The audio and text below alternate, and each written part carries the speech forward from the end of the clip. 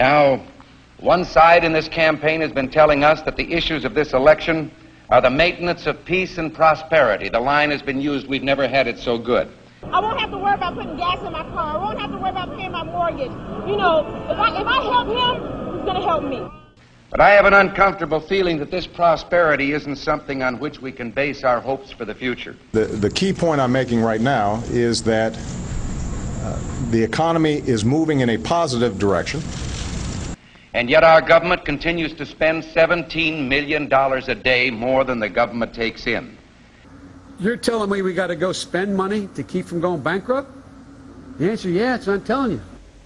We've raised our debt limit 3 times in the last 12 months.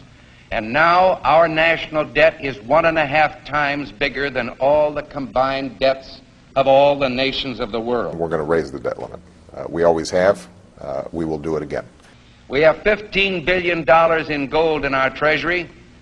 We don't own an ounce. I have been informed that the majority plans to block consideration of this amendment, which is number 1367, regarding the transparency at the Federal Reserve. Foreign dollar claims are $27.3 billion. It said that China has now surpassed Japan as the U.S. government's largest creditor, owning at least 10% of all U.S. debt, perhaps as much as $700 billion. And we've just had announced that the dollar of 1939 will now purchase 45 cents in its total value. President Obama is expected to face tough questions over the U.S. decision to pump $600 billion freshly printed dollars into its economy. Now, the move is an attempt to revive the country's finances, but will result in the devaluation of the dollar. We're at war with the most dangerous enemy that has ever faced mankind in his long climb from the swamp to the stars. We've got to give them a stake in creating the kind of world order that I think all of us would like to see. And it's been said if we lose that war, and in so doing lose this way of freedom of ours, you'll construct a legal regime to make indefinite detention legal. history will record with the greatest astonishment that those who had the most to lose did the least to prevent its happening.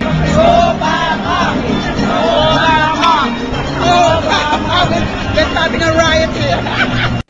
Well, I think it's time we ask ourselves if we still know the freedoms that were intended for us by the Founding Fathers. For some trips, it'll be faster than flying, without the pat-down. Anna was picked to go through. Pretty much everybody except the baby was picked to go through the scanner. If we lose freedom here, there's no place to escape to. This is the last stand on earth. Damn America, that's in the Bible. Whether we believe in our capacity for self-government or whether we abandon the American Revolution and confess that a little intellectual elite in a far distant capital can plan our lives for us better than we can plan them ourselves.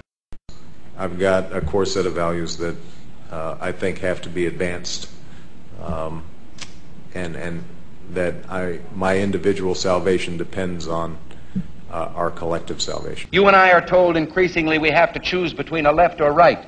Well, I'd like to suggest there is no such thing as a left or right. There's only an up or down. We had an election, and it was about a direction for our country.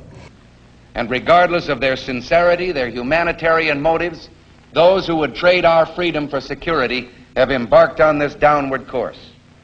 In this vote harvesting time, they use terms like the Great Society, or as we were told a few days ago by the President, we must accept a greater government activity in the affairs of the people.